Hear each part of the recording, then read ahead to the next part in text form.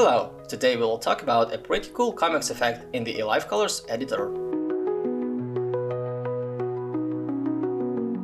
Open your image, go to Effects, Artistic, Comics. You will see a preview area and several parameters in front of you.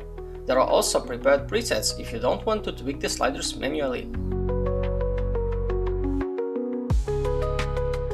The image parameter group is responsible for the effect of simplifying the drawing. Radius of simplicity affects the size of the simplified regions. Blur is used for smoothing the object by, well, blurring them. Posterizing is responsible for the amount of visible shades, and smoothing is responsible for the smoothness of the boundaries between colors. The outline parameter group is responsible for changing the black borders, which by the way can be completely turned off. Everything is simple here. The level of detail is responsible for the number of details that form the outlines. Sensitivity controls line detection intensity. Thickness and sharpen speak for themselves. Hit apply and there you go. Your image turns into a comic book page.